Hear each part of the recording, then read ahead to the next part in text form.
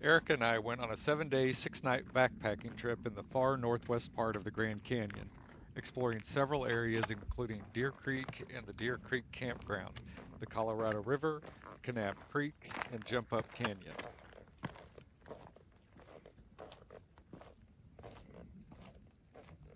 Popular parts of the Grand Canyon are Grand Canyon Village and the North Rim, but we chose a different area near Kaibab National Forest and Jumpup Canyon.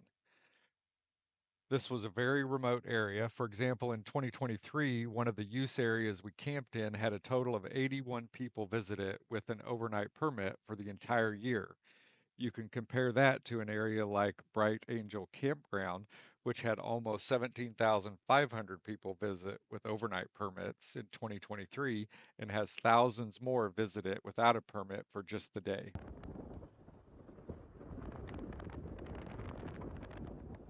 To reach our starting point, we drove about 40 miles through the Kaibab National Forest on backcountry dirt roads because there's no other way to get there.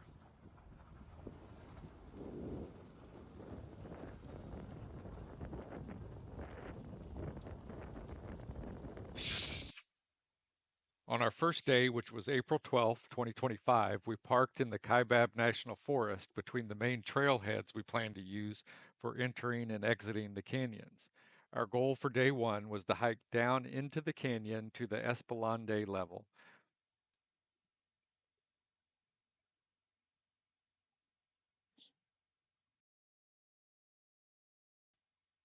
For the first night, we had a permit for a specific use area on the Esplanade in the Grand Canyon National Park for at-large camping. All we had to do was make it to the border of that use area and find a flat spot to put the tent.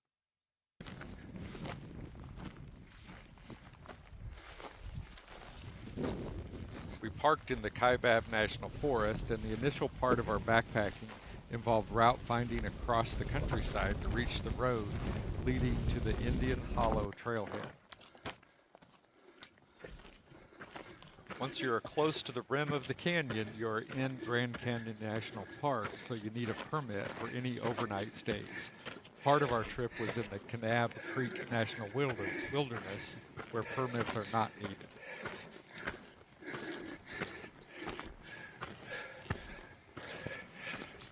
This trip turned out to be the most physically demanding backpacking trip we have done.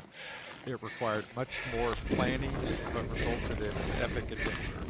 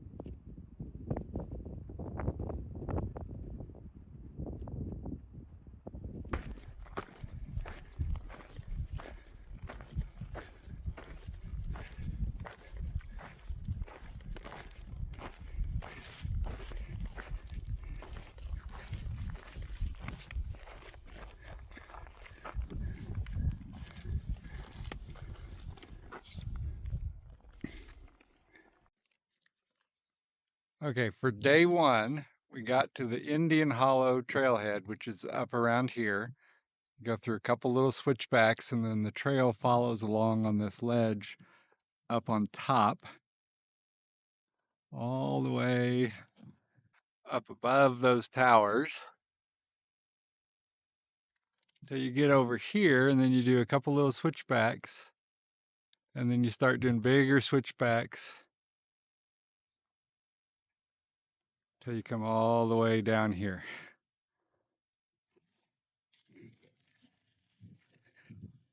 And then we still have a ways to go.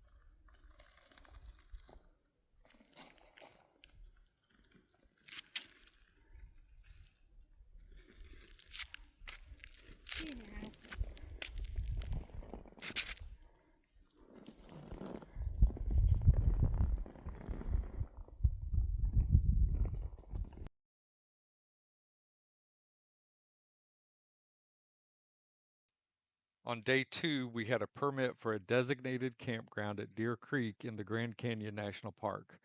Our task was to travel from our initial at-large campsite to the Deer Creek designated campsite. This involved descending another level of the Grand Canyon to Surprise Valley and then through a valley to the campsite. There were no water sources from the trailhead until you get very close to Deer Creek, where there is a waterfall before you get to the campsite. It's a small waterfall just coming out of a hole in the side of a cliff. Deer Creek Waterfall is at the Colorado River level, where we would be the next day.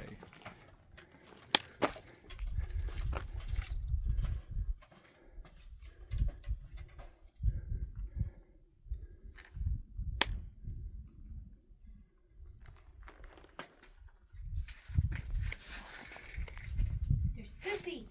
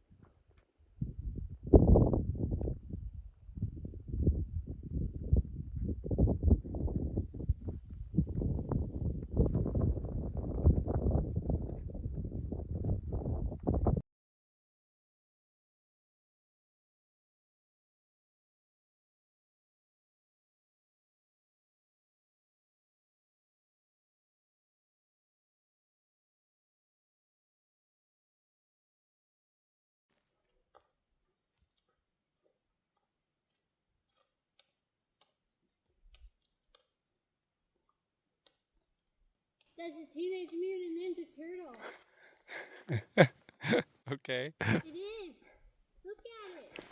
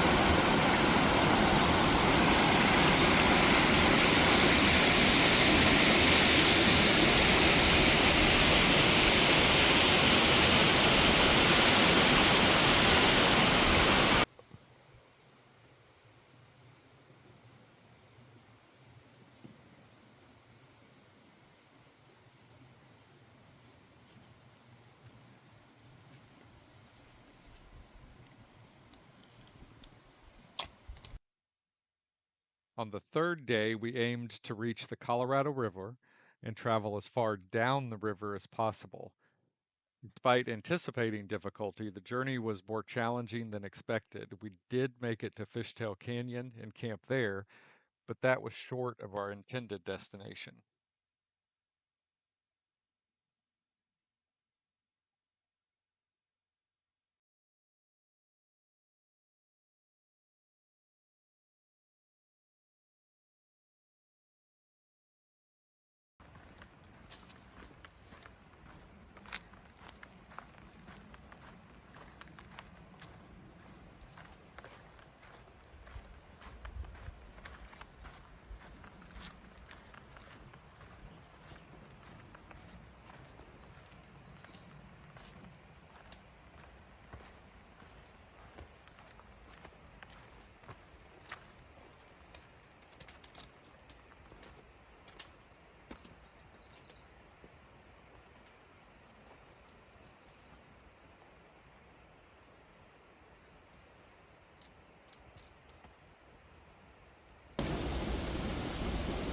first part of the third day was an easy stroll through an area of Deer Creek referred to as the patio.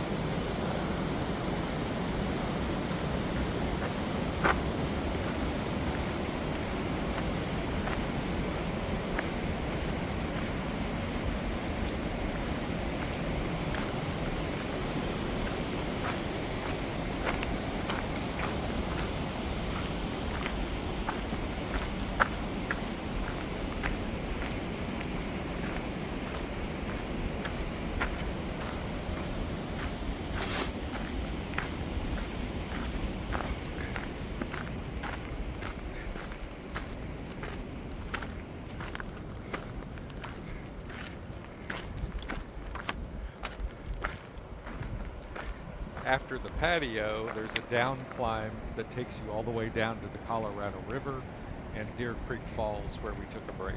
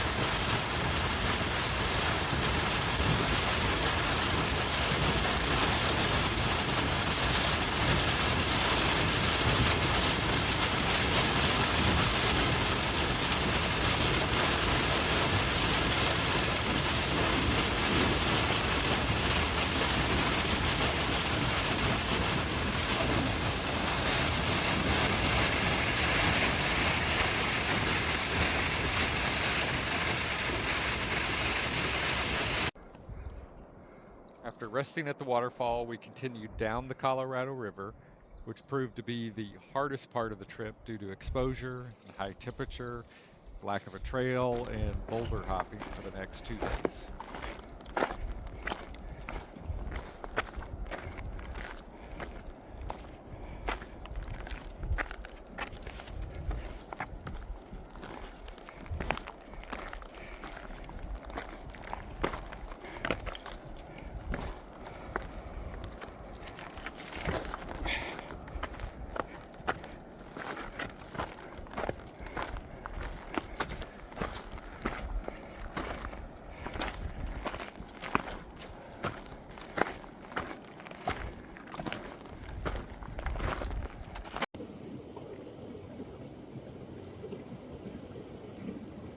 So way on the other side of that cliff, you have to climb up, and then you'll run all the way along here.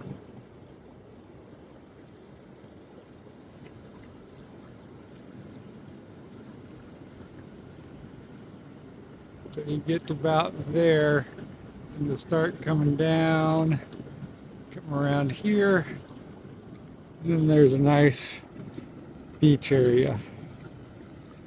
That was fucking mud.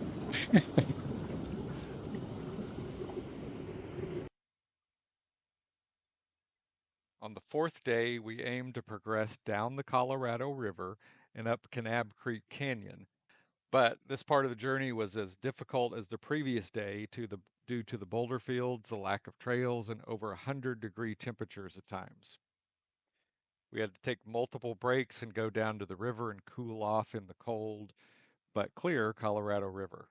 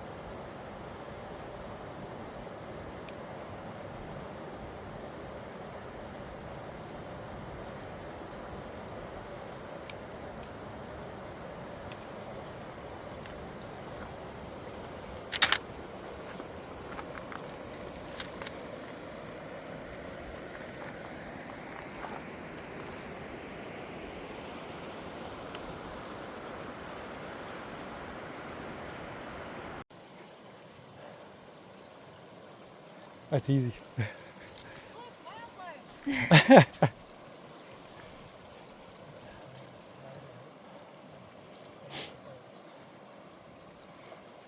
That's a small boat. She must be learning. Because he's telling her what to do.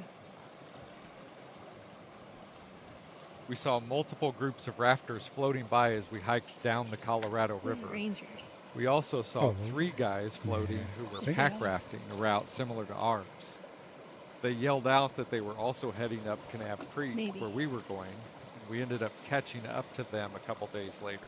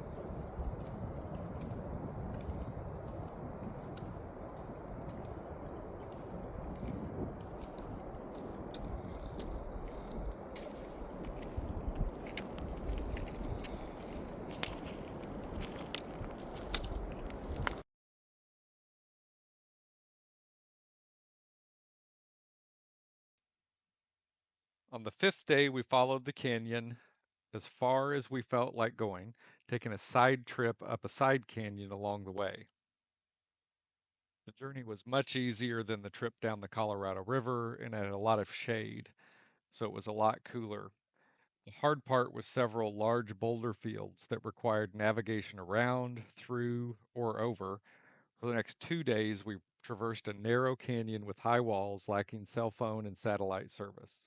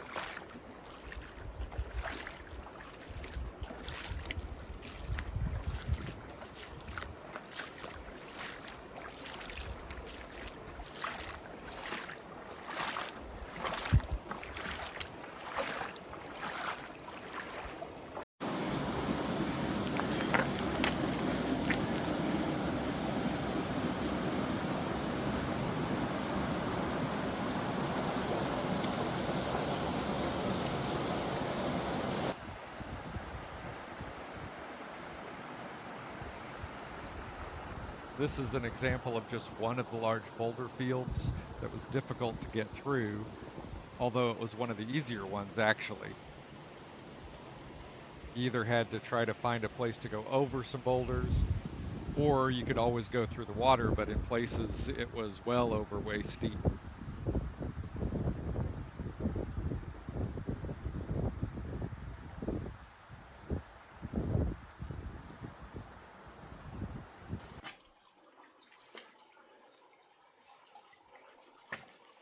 There is a side canyon that you can go up to get to this area, which I believe is called Whispering Falls.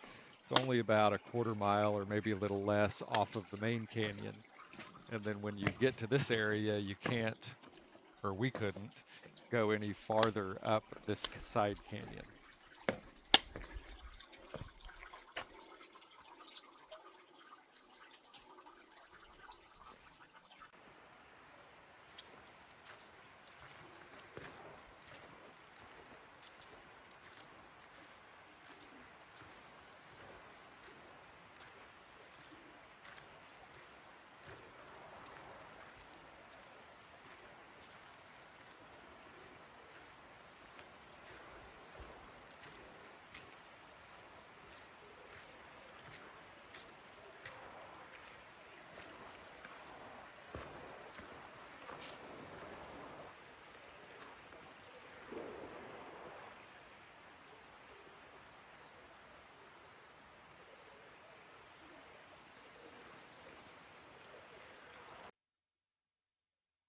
On the sixth day, we continued up Kanab Creek and went into Jumpup Canyon.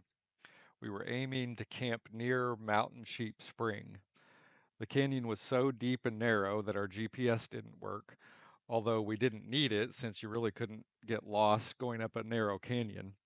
Our satellite receiver in this area also didn't work most of the time, and though it would eventually send and receive a message, I guess, when a satellite just happened to pass by overhead. The highlights of the sixth day included Shower Bath Springs and the narrow jump up slot canyons. The slot canyons were definitely a highlight of the entire trip, so there'll be a lot of video of that, just walking through those canyons.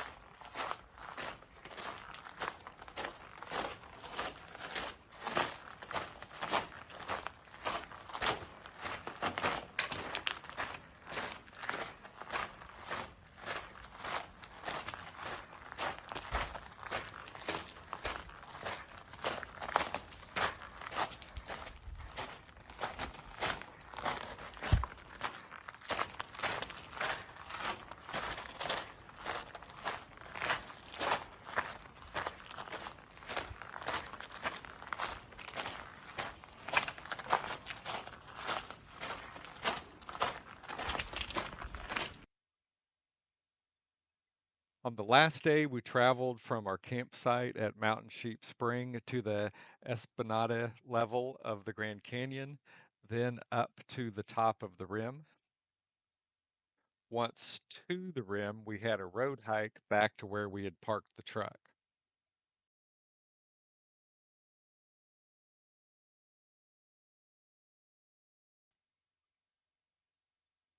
Throughout this trip, we had experienced varying weather from 70 degrees to over 100 degrees when we were along the Colorado River. The trip ended after we got out of the canyon with a snowstorm, which was almost whiteout conditions for small periods of time. The roads leading to the main trailheads were in good condition, but four-wheel drive was definitely advisable due to the potential mud. Where we parked, you would pretty much have to have four-wheel drive even if the roads didn't have snow or melting snow on them.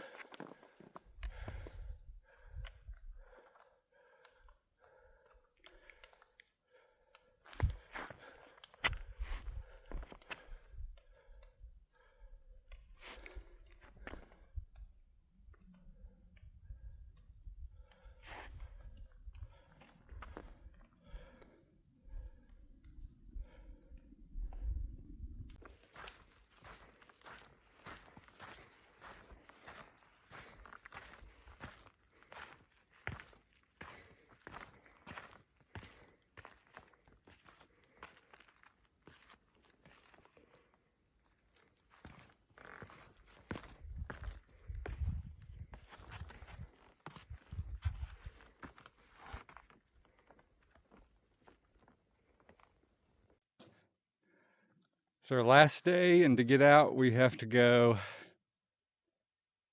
up these switchbacks, which I don't know if you can see on the camera.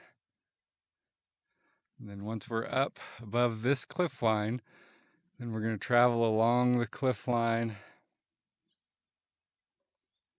and then out.